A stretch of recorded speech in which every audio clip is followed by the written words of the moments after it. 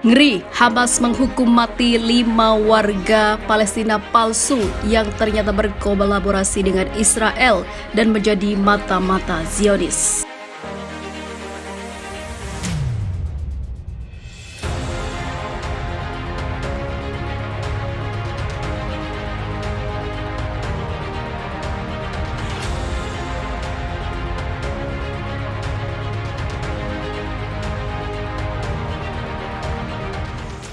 Gerakan Hamas mengumumkan pada 4 September telah menjatuhkan hukuman mati kepada 5 warga, termasuk 2 orang yang karena telah berkolaborasi dengan Israel.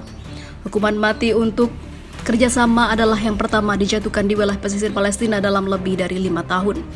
Pada Minggu pagi, pengkhianat itu dijatuhi hukuman mati karena bekerjasama dengan Zionis Israel, kata Hamas dalam pernyataannya dikutip dari Al Jazeera.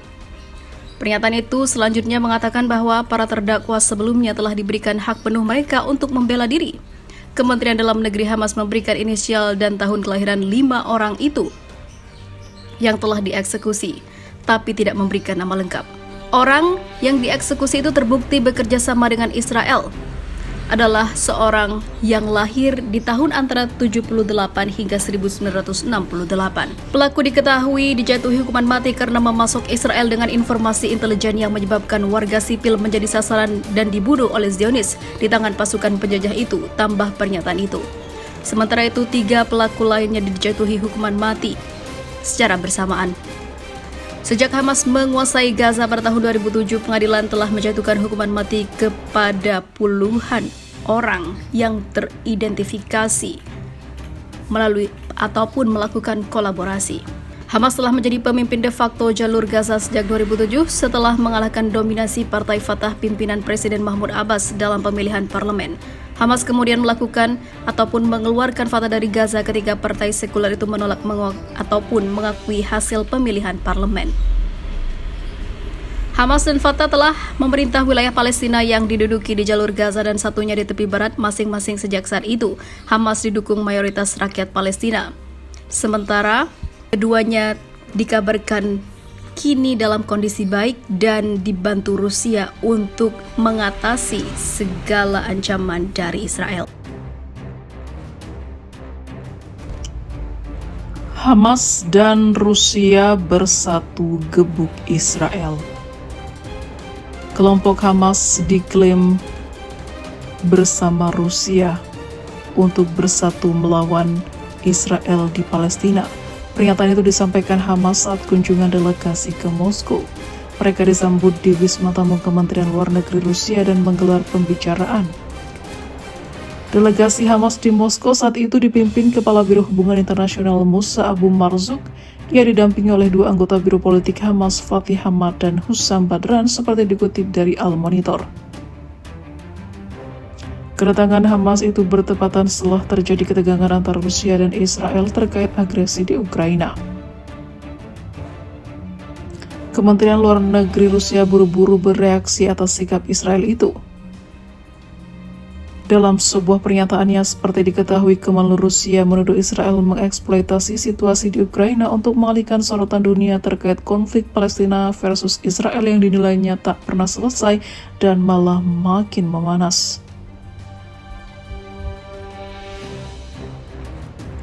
Sementara itu, Lavrov marah terhadap Rusia dikarenakan Rusia mengatakan bahwa pemimpin Nazi Jerman Adolf Hitler masih keturunan Yahudi. Komentar itu terlontar saat menyinggung Presiden Ukraina Volodymyr Zelensky yang juga memiliki darah Yahudi atau keturunan Yahudi. Tensi juga semakin meningkat setelah juru bicara Menteri Luar Negeri Rusia Maria Zakharova mengatakan kepada Radio Sputnik terdapat sejumlah tentara bayaran Israel yang membela Ukraina. Zakharova menuduh bahwa tentara bayaran Israel berjuang bersama batalion Azov Ukraina yang atau dituduh Rusia sebagai neonazi atau teroris. Sementara itu, pemimpin delegasi Hamas Abu Marzouk mengatakan dalam pernyataannya kepada televisi Al Mayadin, perimbangan baru akan diberlakukan saat ini dalam sistem global.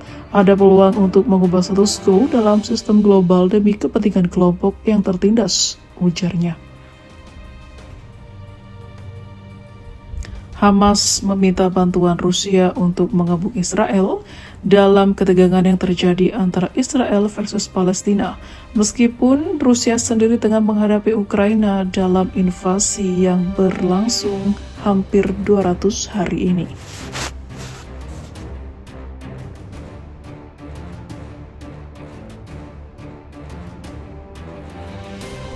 Buntut tentara Palestina dihabisi, Hamas kembali serang Israel dengan tembakan roket.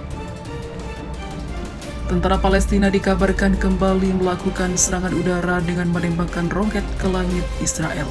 Roket tersebut diketahui diluncurkan ke arah kota Askelon yang menyebabkan sirene serangan udara di sana menyala, sehingga Israel mengevakuasi penduduknya ke tempat yang lebih aman. Semua penduduk berlarian keluar. Israel kemudian menyatakan bahwa pelaku penembakan roket-roket itu adalah kelompok tentara Israel yang menguasai Gaza, yaitu Hamas, atau kelompok tentara Palestina. Namun belum ada tanggapan langsung dari Hamas terkait apa yang diarahkan oleh Israel tersebut.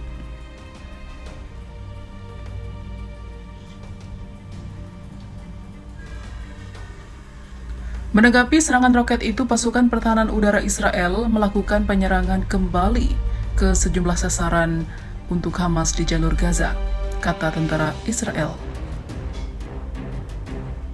Meski tembakan tersebut sudah melewati lintas perbatasan wilayah, tapi tampaknya tak mengarah pada eskalasi yang lebih luas karena Hamas tidak kembali menanggapi.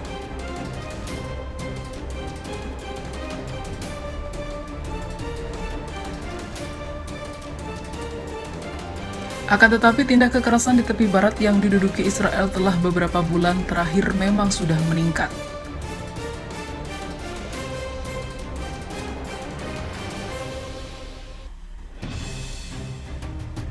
Perseteruan panjang antara Israel dan Palestina tersebut akhirnya membuat Presiden Amerika Serikat Joe Biden turun tangan.